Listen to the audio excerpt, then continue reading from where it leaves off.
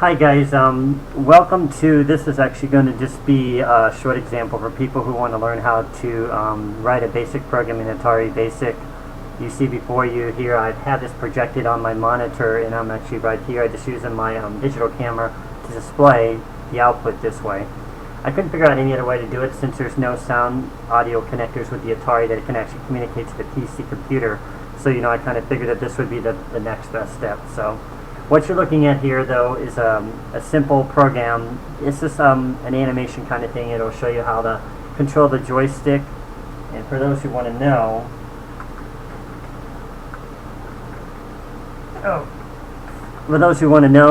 this is actually, I don't have much room to move around here, so excuse me. This is, you can see it, this is the Atari joystick right here. Turn on the light and you can actually see it. This is, that's not even much better. This is an Atari joystick. It has an up, down, it has a left, a right, and it has a fire button here on the side that allows you to control. Just like, this is just more like one of the newer fashion ones. But this is what a lot of people use for the Atari 2600 computer when they were trying to, people were just playing games. If you grew up on the Atari 2600, I certainly did use this a lot when playing games. So this can also be used to control basic programs and manipulate the joystick to use. And that's what I'm going to demonstrate with this program right here. I'm just going to kind of run it just to kind of show you what this is all about. So I'm over here typing. You just execute the run command that will run the basic program. And this looks really horrible. I'm going to turn off my light here again. Kind of get rid of some of that background illumination. You're looking at, it's probably not a really good display, but you're looking at graphics 3 here. And you see up in the left-hand corner, you see this little thing right here. This is my cursor, and I'm basically able to move it around. It looks kind of funny when I move it here and record it, but it's not actually dragging 3 boxes, it's actually just dragging one here. So I think it's because of the way the display is connected up. It's kind of reading it real time. But anyways, you'll be moving this little cursor around on the screen here. And this is a simple program where I got like a little maze here in the middle. You know what? I need to correct something here. I think I changed this earlier. I turned something off here for a second. Let me just diagnose this for 1 minute.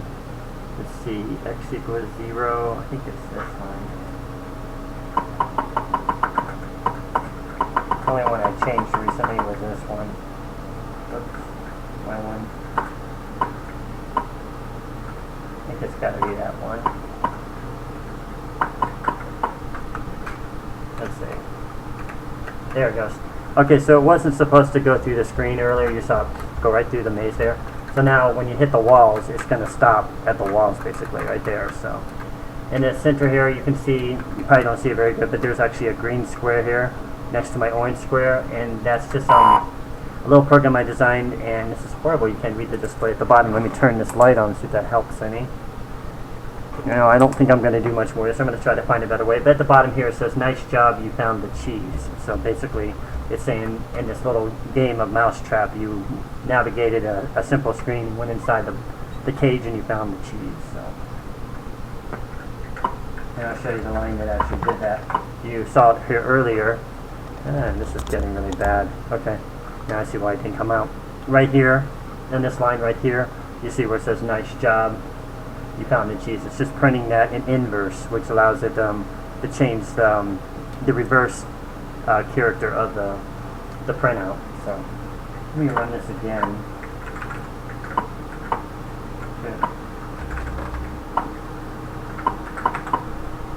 Okay, so I'm going to see if it was going to make the display, and you still can't see it at the bottom. It prints it right there at the bottom. It's just giving too much background illumination or something. But I don't know, I played with everything trying to get this to display correctly, and this is really going to bug me. But anyway, for those who are curious the way this kind of works, man, it's hard to work over here and there. If you look here at the top line here where it says graphics 3, that's just setting the mode that we were in earlier. And you see the x equals 1, y equals 1, z equals 1. The x equals 1 is just telling the x position of where your player is going to start. X is a common thing for horizontal and horizontal movement. Basically allows you to move forward and backward. And the Y is vertical, so allows you to move up and down, and C is just the color I indicated down here in the next line for the little dot you saw on the screen earlier. So basically this is going to plot it at wherever X and Y is, so it plots it at 1, 1 basically. And the next line here, as you see it underneath here, this is just drawing the cage you saw in the middle of the screen earlier. This right here is just actually drawing a black line on the left side of the box that has an opening, because I originally drew an entire circle, which is easier to do it that way. The color 2, this indicates the little dot you saw inside the cage. That's the cheese basically, and that's just where I positioned it. J equals peak 632.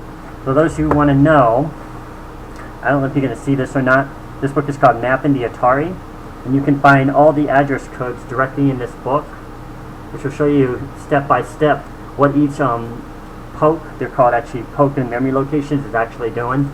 In this one I put J equals peak 632, so if I go to page, and I know you're not going to see this, but if you go to page 627 in here, there's a place here that talks about the joystick, and this is horrible. Let me see if I get this in a closer.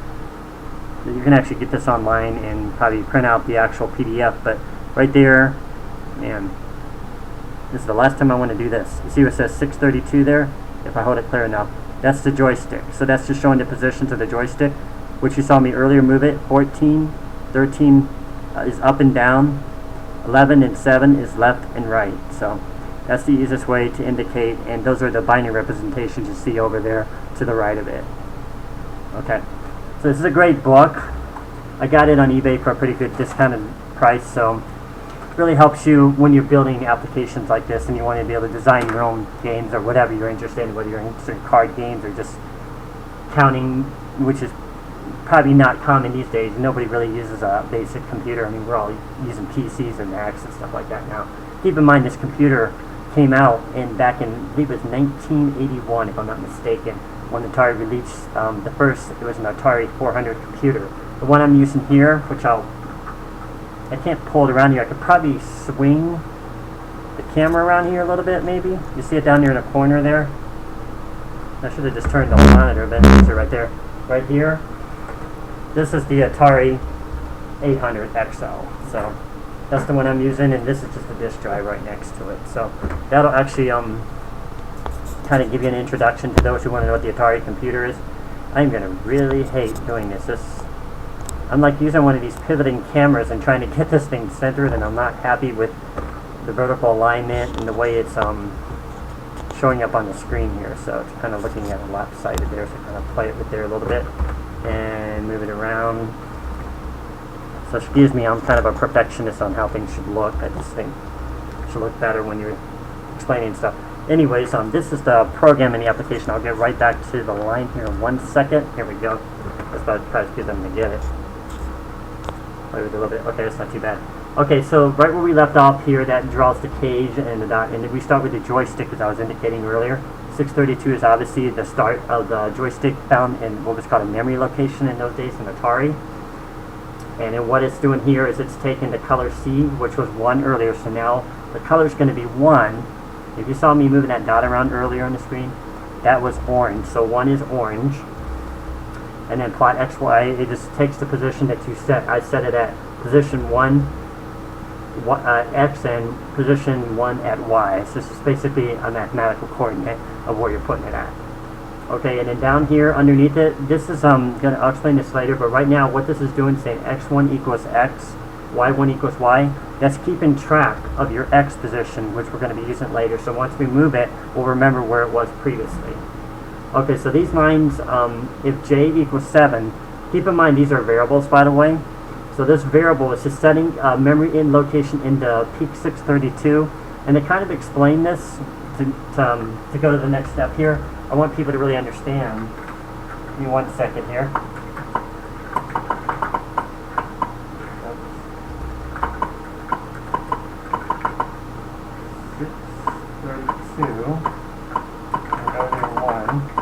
So what I'm doing right now here with this little insertion into the program is you're gonna see the screen in a minute filled with a bunch of numbers, and this is gonna show the joystick positions that were being demonstrated here earlier. So right now you see it at 15. So if I move the joystick up like this, You see it changed to 14.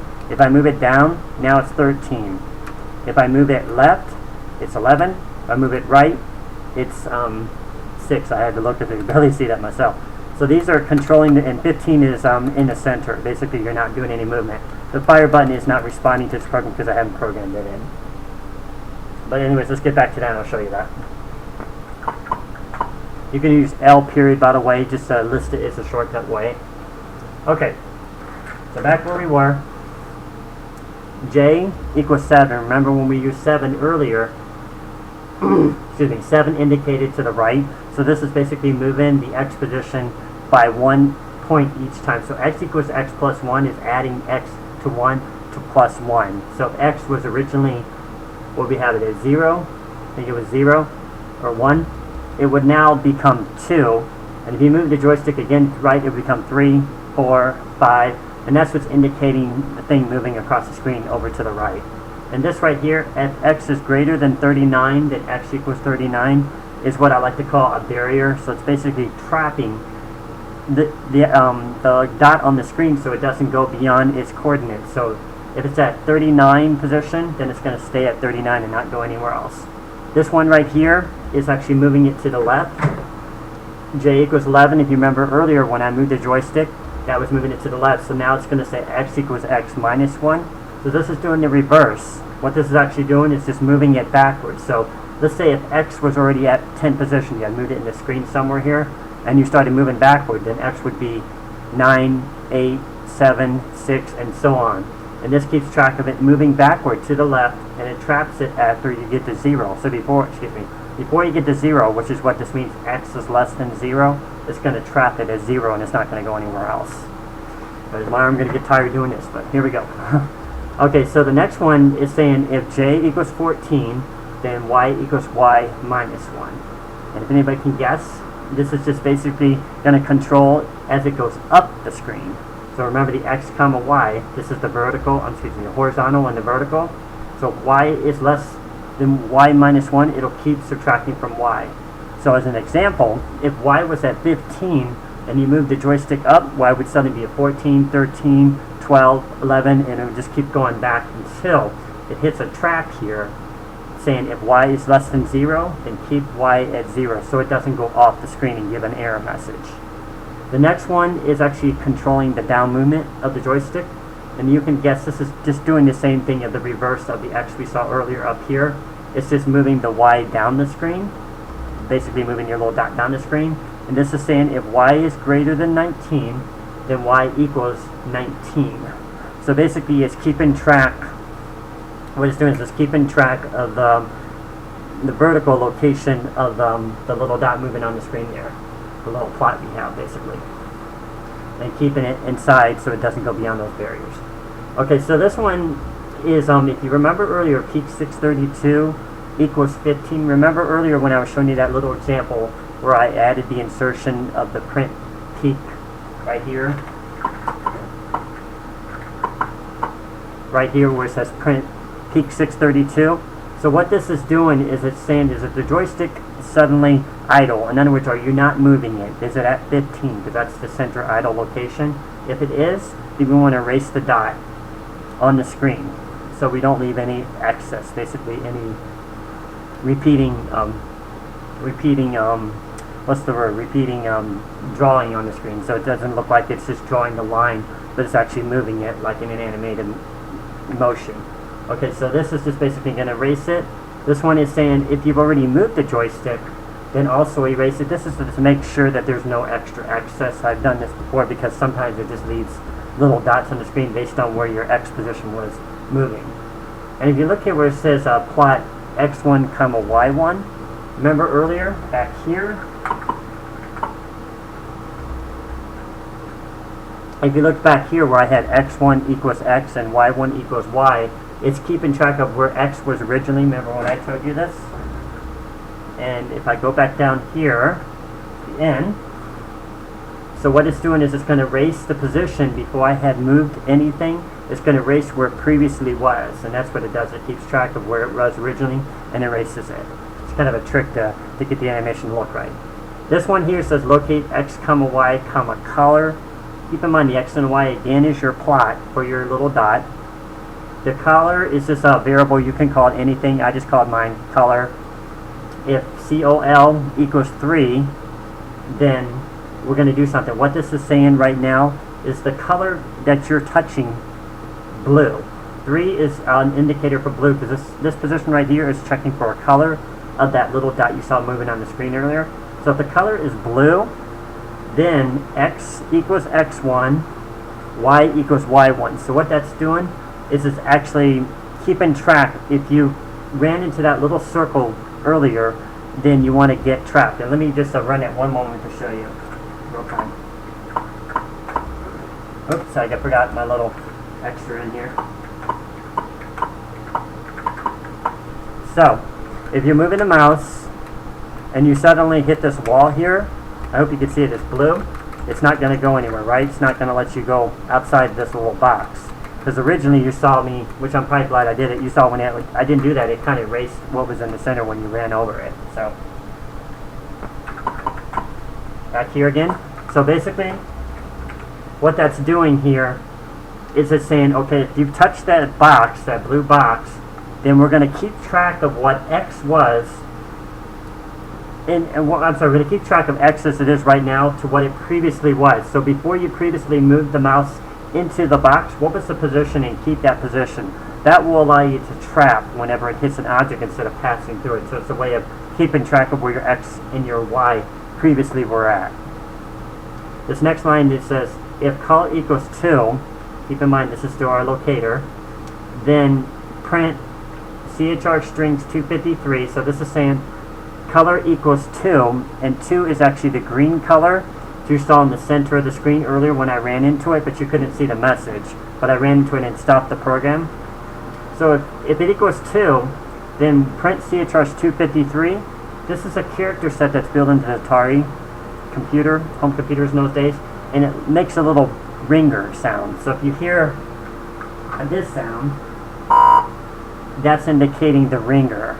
And what this next thing does, it's kind of a concatenator. It's got a little semicolon here. And it shows a little up arrow like that, a curved arrow. That curved arrow means erase the screen, basically. And then once it hits that, again, once you're hitting that little green dot in the center, you're going to not only ring the bell, but you're going to put a little message. And I just wrote, nice job, you found the cheese. So that basically means you ran into it, your goal, which was to get the cheese. And this go 230 down here will loop all the way back up here to 632. So it's basically going in a cycled loop to make sure that the joystick is constantly being updated. If you don't use the go 230, the program will automatically end and you won't be able to do anything with it, because it automatically, once it gets to no lines at the end and you have no go-tos inside of Atari, it just ends. So that's kind of the gist of this one. Let's see here. And just ran it one more time here and watch you when I go back here in the center of the screen. This is what I mean by the axis. You know, see that put that little dot on the screen. It's still something little bugs I have to fix in there. It's still keeping track of where X previously was, and sometimes it's throwing it out. I think that's probably because there's more than just an up and a down position. I remember this before. There's also a vertical position where you can kind of move it up at an angle like that, and you can also move it up that way and down at an angle and down at another, like a 90-degree angle there. So, and when you're doing that, it's not doing anything, so it's still throwing the dot on the screen. It's just, I would just have to set controls to keep track of where the joystick is in those positions, which can also be done with that J equals P thing. So anyways, getting back here in the center. So we hit the center, listen, rang the bell, and down here at the message, you can't see it, but it's printing that little message in a little box that the Atari, it's what's actually called a display box that the Atari puts on the screen for graphics mode 3. So, and these videos aren't very successful. I probably won't be doing many more, but it looks like these screens are looking really good. But the other screen I'm still not very happy with. So that's kind of it for right now. If you have any questions, just go ahead and respond to the comments and subscribe if you're interested. I might be putting more Atari videos up there. I've mentioned this in one of my other videos, but I've actually bought a computer, Atari computer, not this one, but I bought an Atari computer back in 1986, and I've been playing with them probably since 1993 until they started coming out with like the Commodore 64. So I've got a lot of experience in this, and I've kept a lot of my books and stuff like that. So I'm pretty skilled on this, and I think I could really help people who really might be using like emulators on the internet for the Atari. And I know that there's some people in the United Kingdom that even have some computer clubs and stuff like that. If you're interested and you want to see these videos thrive and continue to go somewhere, just let me know, and subscribe also, and maybe I'll just, like I said, maybe I'll expand that a little bit. But I also noticed, as another extra note, that the machine language ones are getting a lot more hits than the ones for BASIC are. I think that people are more curious about how the machine language coordinates work with the Atari computer, which is actually known as the 6502 processor, versus BASIC itself, which just runs its compiled program line by line. So I think I'll probably go into more depth explanation on that later. I do own a Mac 65 cartridge, which allows me to write some pretty sophisticated machine language programs. If you're curious also, I got that on eBay, but that was a very hard find. So anyways, you guys have a great day. Thank you for watching.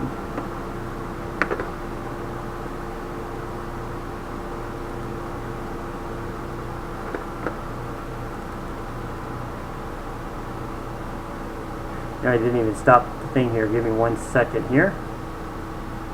Don't you love that? It's like I'm trying to figure this camera out still. I think it's right here. Let's see, full screen. So right click. Reduce noise.